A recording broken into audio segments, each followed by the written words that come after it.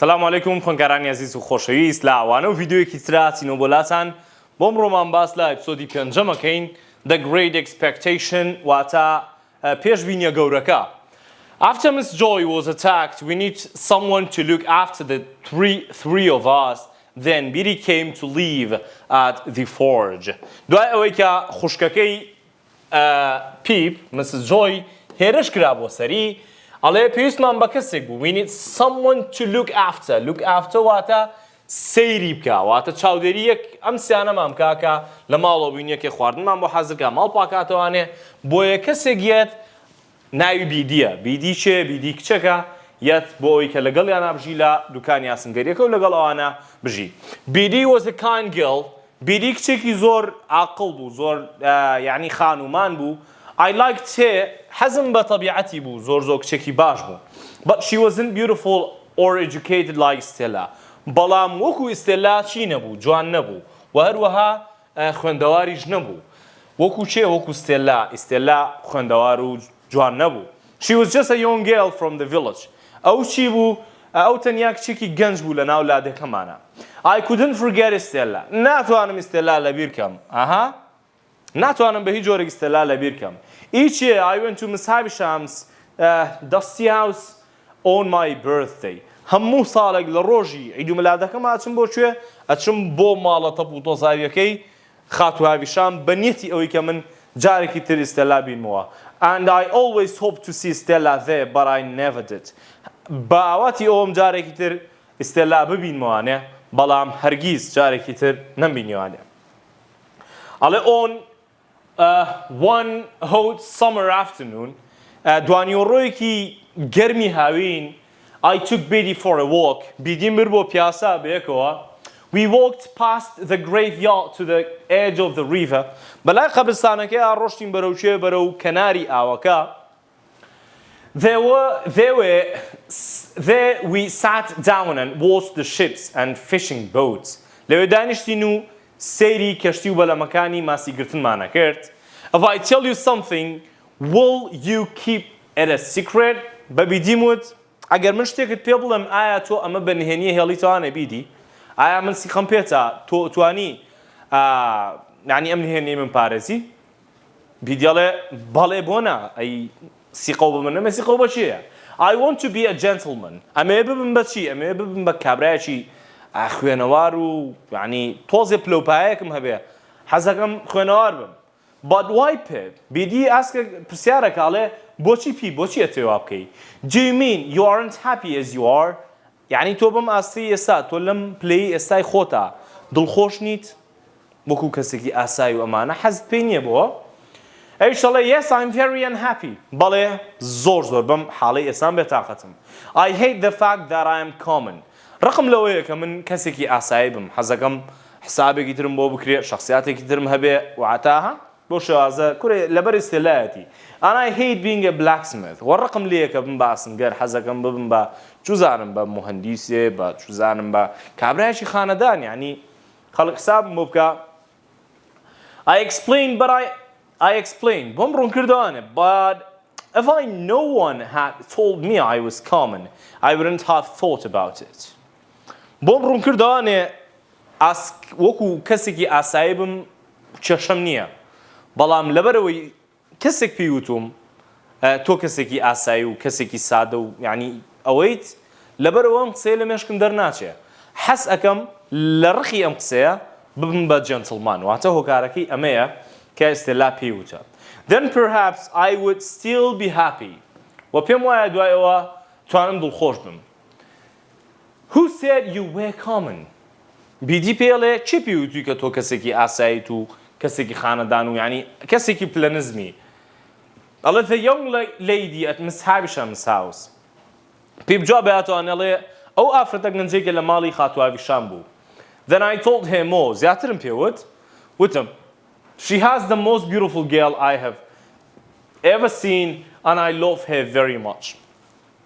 ئەو کچێکە وای پێوتم ئەو کەسێکە وای پێوتم ئەوە جوانترین کچی جیهانە کە تاوەکو ئێستا من بینیومە جوانترین کچە تاوەکو ئێستا بینیومە و بەڕاستی زۆریشم خۆشەوێت و if I were a gentleman she might love me too.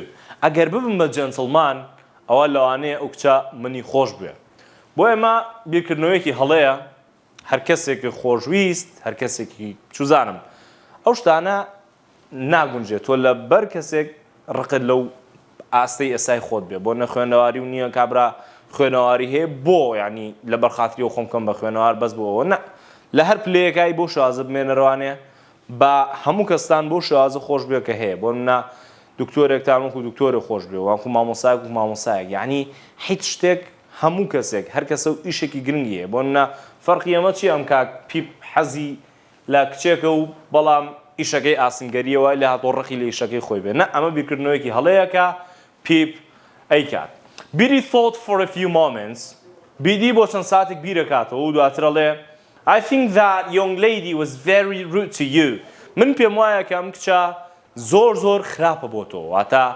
زۆر ینی ئیسفایی لێ ناکەی لەم کچە مادەم بۆ شێوازە قسەت لەگەڵا بکات و بڵێت تۆ پلە نزمیت و تۆ وایت کەواتە ئەم کچە هەرگیز ناتوانێت تۆ دڵخۆشکە بڕوان پێ بکە پیپ ئەمە دەردەڵی ئێوارانە ناوەتە and if she doesn't like you as you are ئەگەر ئەو کچە بۆ شێوازە توی خۆش نەوێت کە تۆ هەیت then I believe you should forget her پێچەڵێم لە بیریکەی باشترە ئیسفایە لەم کچە ناکەی مشکی خۆتی پێوە سەرقاڵ مەکە I think you are right Biddy I said sadly بە غەمباری ئەوتم وەڵای بیدی ڕاستەکەی تۆ but I love her so much بەڵام چی لە دڵەکەی من ئەوم خۆشەوێ I was very upset and started to cry زۆر بێتاقەت بووم و دەستم کرد بە گریان Biddy put her arm gently around me بیدی کە دەستم کرد بە گریان دەستی کردە سەرشانم دەستی کردە ملم و وتی بێتاقەت مەبە پیپ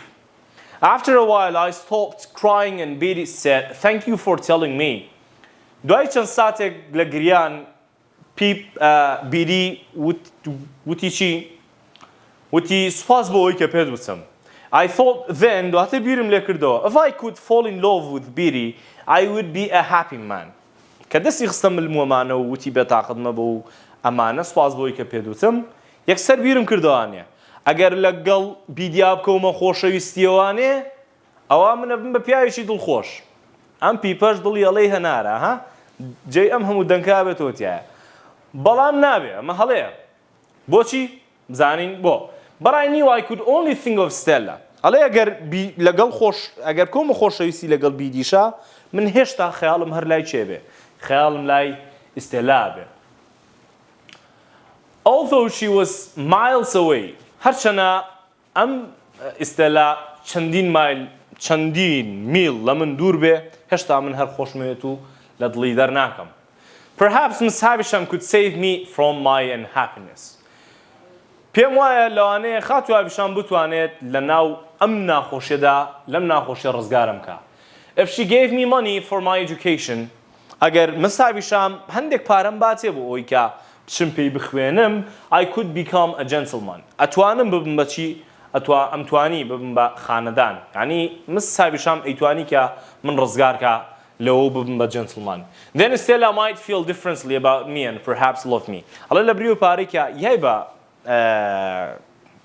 بە جۆی ئەگەر پارەی بامایە و بچوومایە بم خوێندایە ئەوە ئێستا من ئەبووم بە کەسێکی خانەدان و لەبەر ئەم هۆکارەش maybe Stella feel differently about me بە شێوازێکی جیاوازتر بیری لەم کردایە و love me و منیشی خۆشبویستایە I had been Joy's apprentice for about 4 years when he and I went to the village in one evening ئەوە من نزیکەی 4 دانە ساڵە شاگردی جۆیم باشە شاگردی جۆیم لەو ئێوارەیەوە کە چوون بۆ ماڵی چوین بۆ لادێکە لەو ئێوارەیەدا We were talking with friends near the fire when I noticed a tall man with dark skin and heavy eyebrows لەگەڵ هاوڕێکانمان لە نزیک ئاگرەکە قسەمانە کرد سەرنجمدا پیاوێکی باڵا بەرز و ڕەش و برۆپان لەوێ بوو بزانین ئەم کەسە چێیە I realized that it was the man I had seen many years before at Miss Havisham's house. دیقەتم ماوە ئەم کابرایەم ناسیوانێ ئەم ناسی بۆوانێ ئەم کابرایە کە ئەمە ئەو کابرایەیە کە ئەو ساڵە لە خانوەکەی مس هاویشامە بینیم ئەوە دیارە ئەو کەسەیە He stood watching us for a while and then he walked slowly towards the fire دوای ماوەیەک وەستان و سێرێکی کردم و هەستایە سەر پێ و بەرەو پیری من هات بەرەو لای ئاگرەکەەوە. Is there a blacksmith called Joy Gargery here? ئایا هیچ کەسێکی لێ ناوی هیچ ئاسنگەرێکی لێ ناوی جۆی بێ؟ The man said loudly. پیاوەکە وتی. پیپیش هەڵێ yes, replied Joy as he stood up. Joyش وتی بەڵێ. Is Peep your apprentice here? ئایا کاک جۆی پیپ شاگردی تۆیە؟ هەڵێ پیاوەکە پرسیاری کرد. I jumped up and answered, yes I am. I would like to talk to you both alone for a little while. ئەمە کابراکاڵە چی؟ ئایا پیپ شاگردی تۆیە؟ جیم پیپ هەڵەسێتە سەر پێوەڵێ بەڵێ منم بۆیە کابراڵێ حەزەکەم قسە لەگەڵ هەردووکتانە بکەم. He was speaking more quietly now. ئێستا زۆر بەهێمنی قسەی ئەکرد. Perhaps we had better go to your home. واستەکەم ئەمە کابراڵێ واستەکەم پێویستکە کە ئێمە بچینەوە بۆ ماڵەوە بێکەوە دانیشین. The three of us left the inn without another word and the man didn't speak again until we were sitting down inside the house. ئێمە هەرسێکمان لە میوانخانەکە ڕۆشتینەوە بەرەو ماڵەوە بەبێەوەی هیچ قسەیەک بکەین و پیاوەکەش هیچ قسەیەکی نەکرد هەتا وەکو کاتێکە ئێمە دانیشتین لە ماڵەوە و لەسەر کورسیەکان دانیشتین لە ژوورەوە. کابراکەوتی my name is Jaggers. من ناوم جاگەرزە. And I'm a lawyer. من چیم؟ من محامیم. I'm a lawyer. I must tell you that the person who sent me doesn't want to tell you their name. پیاوێک کەسێک منی ناردووە بۆ ئێرە کە حەزی نەکردووە ناوەکەی ئاشکرا بێ. کەسێک منی ناردووە کەوتێتی حەز ناکەم ناوەکەم ئاشکرا بێ. I was told to give you a message. پێم وتراوە کە پێویستە کات مەسجێک نامەیەک بگێنم بە ئێوە. And that message is that Pip has great expectations. کە ئەم پەیامەش ئەو پەیامەیە کە پێم وابێ چاوەڕوانیە گەورەکەیە کە پیپ چاوەڕێتی. Joy and I were too amazed to speak. من و جۆی هەردووکمان زۆر چی بووین زۆر سەرمان سوڕما بوو لەوەی کە قسە بکەین. I have been asked to take Pip to London with me where he will be educated.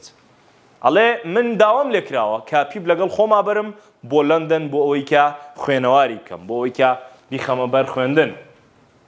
He's going to become a gentleman. Pip ئەبێ بە چی؟ پیپ ئەبێ بە gentleman. I will look after him there. من لەوێ لە لەندەن ئاگام لێ ئێبێت و چاودێریەکەم. And when he's 21 years old, he will become a very rich man. کاتێک تەمەنی ئەگاتە تەمەنی 21 ساڵان ئەوە لەوێ زۆر دەوڵەمەندە بێ. Jaggers بەردەوام بوو وتی I hope you will not stop him leaving the forge and this village. ئەڵێ من داواکارم لە تۆ داوام لە تۆ هەیە کاک جۆی کە ڕێگری نەکەی لە چوونی پیپ بۆ لەندەن و با پیپ لەوێ دەستکا بە خوێندنی خۆی و لەوێ دەوڵەمەندە بێ. جۆی بە خێرایی وەڵامی یایەوە نەخێر of course not no of course not نەخێر بە هیچ جۆرێک ڕێگر نابم. My dream had at last become a reality and I was sure that Miss Havisham was the person who wanted her name to be a secret. پیپەڵێ لە کۆتاییە گەشتم بە خۆنەکەم و خۆنەکەم هاتە دی و دڵنیام ئەو کەسەش کە ئەوتوێتی با ناوەکەم نهێنی بێ ئەو کەسە چێە ئەو کەسە دڵنیام کە خاتوو هاویشامە هاویشام وتێتی با ناوەکەم دەرنەکێ. She was the one who was going to help me. ئەو کەسەیە کە یارمەتی من ئەیە. باشە ئەو کەسەیە کە یارمەتی من ئەیە و دڵنیام ئەو کەسە چێ ئەو کەسە خاتوو هاویشامە. Now here is the rest of what I have to tell you. ئەمە هەموو شتانە بوو کە من ئەمویست پێتان بڵێم. I listened carefully to what Miss Jaggers went on to say. ئەڵێ ئەمە قسەکانی Mr. Jaggers بوو کەوتی ئەمە هەموو شتانەیە کە من هاتووم بۆ ئێرە من پێتان بڵێم. Unless you agree to things, ئەگەر ئێوە ڕازی نەبن بەم دوو شتانە I cannot take you with me. ئەوە ناتوانم کە من تۆ بەرم لەگەڵ خۆما. First you must always keep the name Pip. تۆ پێویستە هەموو کات ناوەکەت نەگۆڕی ئاگادار بە بۆ مەرجەعت بەمە لەندەن کە یەکەم شت ناوەکەی خۆت نەگۆڕی و هەموو کات ناوت پیپ بێ باشە. Secondly, the name of the person, this person who will make you very rich و ئەو کەسەی کە تۆ زۆر دەوڵەمەند نەکات has to remain secret one day that. Person will come and speak to you, but I do not know when or where that will be.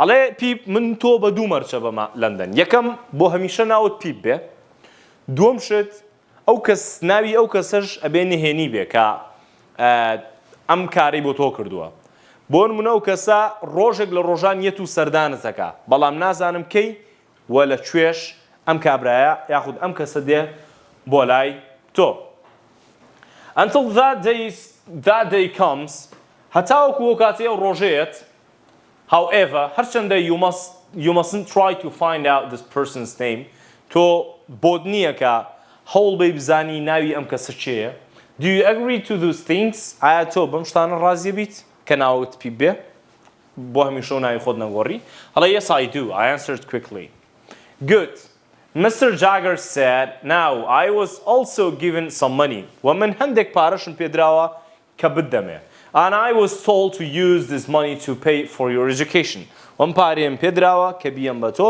تاوەکو خەریکی چی بی تاوەکو خەریکی خوێندنەکەت بیت و پێی بخوێنی ئەڵێ there's a man called Mr. Matthew Pocket who is a private teacher if you agree you will live with him in London and he will educate you ئەمە ناوی کەسێکی شتێمێ ناوی چییە ناوی ماثیو پۆکێتە کە لە لەندەن مامۆستایەکی تایبەتە بۆ فێربوونی زمانی بۆ ئەوەی کە تۆ فێری خوێندەواریکە باشە مامۆستایەکی تایبەتە he will live in London ئەو لە لەندەنەژی و ئەو کەسە تۆ پەروەردەکە I thought for a moment بۆ چەند ساتێک بیرم کردەوە I knew the name Pocket هەستمە کرد گوێم لە ناوی پۆکێت بووە I had heard Miss Havisham talk about someone with that name before گوێم لە Miss Havisham ببوو کە ڕۆژێک لە ڕۆژان باسی ئەم پۆکێتەی بۆ کردووم ناویم بیستووە Mr. Jaggers وتی باشە I told him that I would be very happy to stay with Mr. Pocket پێم وت زۆر باشە Mr. Jaggers من لەگەڵ چیامێنمەوە من لەگەڵ Mr. Pocket ئامێنمەوە و زۆر خۆشحاڵە بم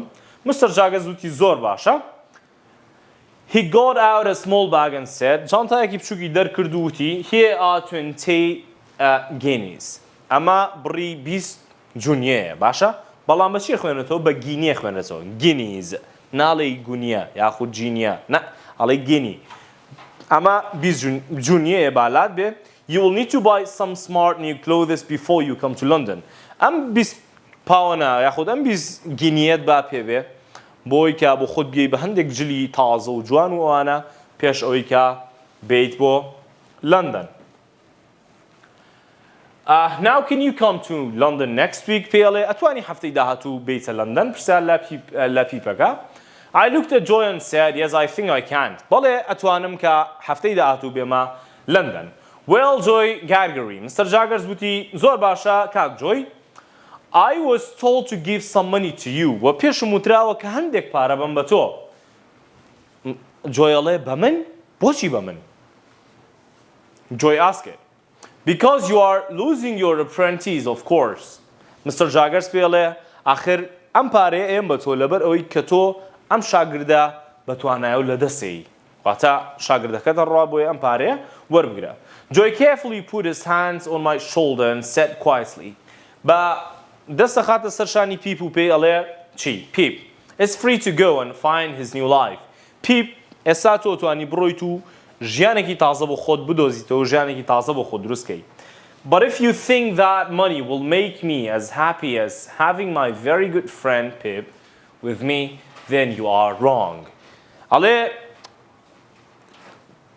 پیبە تۆ ئێستا توانی بڕۆی ژیانێکی تازە تاقیگەیتەوە بەڵام پیپ یەکشت بزانە ئەم پارەیە کە ئەیبینی ئەگەر پێ دوابێ ئەم پارەیە باشترە لە هاوڕێیەتیکردنی تۆ ئەوە زۆر هەڵەی یاخۆت بە Mr. Jaggers ئەڵێ پێیان ئەڵێ پارە ئەوە نییە هاوڕێیەتی پیپ یاخود پەیوەندی نێوان من و پیپ زۆر لە پارە گەورەترە بۆیە ئەگەر پێتان وایە ئەم پارەی کە ئێستا من وەری ئەگرم ئەم پارەیە بۆ ئەوە بۆیە منی ڕازی کردووە کە دەست لە شاگردەکەم بەرەم ئەوە زۆر هەڵەی بۆیە هاوڕێتی تۆ ناگۆڕمەوە بە پارە It seemed that Joy was about to cry وا دەرئەکەو کە پیپ جۆی خەریب و دەستێ کرد بە گریان and I loved him for what he had said و من چی بووم و من زیاتر ئەم کابرایم خۆشەویست لەبەر ئەوەی کە ئەو قسانی کە کردی کەوتی پارە زۆر گرنگترە لە تۆ کە تۆ بە پارە ناگۆڕمەوە یاخود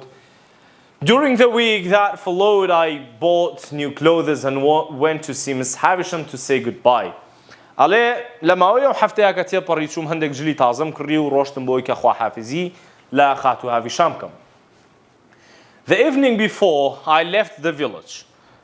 لە ئێوارەی دواترە بەڕێک لە لادێکە بەڕێکەوتم و ڕۆشتم. I put on one of my new suits for Betty and Joy to see. یەکێک لە چاکەتە نوێیەکانم لەبەر کرد بۆی کە بیدی و جۆی بەو جلانەوە من ببینن. We ate a wonderful hot meal together and I enjoyed spending the evening with them. و نانێکی نان و گۆشتێکی زۆر خۆشمان خواردە ئێوارەیە و زۆر خۆشحاڵ بووم بۆ کاتێک کە لەگەڵ ئەوانە سەرفم کرد و بەسەرم برد. I was excited about my future, but I was sad to leave my best friends. ئەڵێ زۆر دڵخۆش بووم، یعنی زۆر تامەزرۆ بووم بۆ داهاتووی خۆم، زۆر دڵخۆش بووم بۆی کە داهاتوومە گۆڕێ، بەڵام لە هەمان کاتیشا غەمبار بووم بۆی کە ئەو هاوڕێیانم لەدەستێم. I was going to leave for London the next morning. و بڕیارم مابوو کە پلانم وابوو کە لە ڕۆژی دواترە ئەڕۆم بەرەو کوێ؟ ئەڕۆم بەرەو لەندەن لە بەیانی دواترە. I imagined walking through the village to the coach in my new smart clothes. و چی بوو؟ و خەیاڵی ئەوم کردبوو کە چۆن لادەکە جێهێڵم بە عەرەبانەکە و بە جلوبەرگە تازەکانمەوە. باشە بە جلوبەرگە تازەکانمەوە چۆن لادەکە جێهێڵم و خواحافیزیان لێ ئەەکەم. I'm sorry to say that. داوای لێبوردنەکەم بۆی کە ئایڵێم. I was ashamed of Betty and Joy. باشە؟ داوای لێبوردنەکەم I'm sorry to say that. داوای لێبوردنەکەم لەوەی کە ئایڵێم. هەستم بە شەرمەزاریە کرد بۆ پیپ و بۆ بیدی و بۆ جۆی. And so I told them that I wanted to walk there alone. و پێم وتن کە من ئەمەوێ بە تەنیا بڕۆم چونکە ناتوانم لەگەڵ ئێوەیە بمێنمەوانێ و حەزەکەم بە تەنیا بڕۆم. ئاوا هەستەکەم باشتر بم. ئێوەم لەگەڵا بن زیاتر بێتاقەتم زیاتر غەمبارە بم. When the morning came, کاتێک بەیانی هات, I said goodbye to Mrs. Joy and left the house. خواحافیزیم لە خوشکەکەم کرد لە مس جۆی کرد و ماڵەکەم جێهێشت. I waved to Betty and Joy. خواحافیزیم لێ کرد. Waved هاڵە دەستم بۆ ڕاوەشاندن. Who were both crying. کە هەردووکیان ئەگریان. And then turned and proudly walked away. دواتر چیم کرد؟ دواتر پشتم لێیان کرد و ڕۆشتم و بە شانازیەوە بەڕێگەوتم بۆ دروستکردنی داهاتووی خۆم. I was about to start a new life in London. دەستم پلانم وادا نابوون کە چی بکەم کە دەست بە ژیانێکی نوێ بکەم لە لەندەن. I was a man of great expectation. من پیاوی یعنی چۆنڵی پێشبینیە گەورەکانم. I was a man. باشە من پیاوی پینە گەورەکە بووم. پێشبینیە گەورەکە بووم لە خەیاڵی خۆمە. But then after I had walked for a while, بەڵام دوای چەند ساتێک لە ڕۆشتنم I started to cry. دەستم کرد بە گریان. I felt terribly sad that I was starting this 5 hours coach journey alone. و چیم کرد؟ زۆر بە غەمباری و زۆر بە بێتاقەتیەوە دەستم کرد بە چی؟ دەستم کرد بە گەشتە 5 سەعاتێکەم بە چی بە عەرەبانە بەرەو لەندەن. I thought of my great friend Joy. و بیرم لە هاوڕێک گەورەکەم، هاوڕێک گرنگەکەی ژیانمە کردەوە کە ناوی جۆی بوو. If I hadn't been so proud. ئەگەر من ئەوەنە خۆم بە شانازی نەبینایە کە ئەوەنەم شانازی پێوە نەکردنایە Joy would have been with me at this important moment in my life. ئەگەر جۆی بۆ شوازە گرنگ نەبووە لە ژیانی پیپا پیپ بە هیچ جۆرێک بۆ نەبیری لێ نەئەکردوانێ. ئەڵێ بۆیە لەم ساتەشە من خەیاڵم هەر لای جۆی بوو لەبەر ئەوەی ئەو هاوڕێ باشەی مناکە بۆ هەمیشە و بۆ هەموو تەمەنم من شانازی پێواکەم. هەمان کۆتایی ئەپیسۆدی پێنجەم بوو. هیوادارم سودێکم بەوەی خۆشەویست گەیاند بێ. هەتا ئەوانە ڤیدیۆیەکتر بەخواتان ئەسپێرم. خواتان لەگەڵ.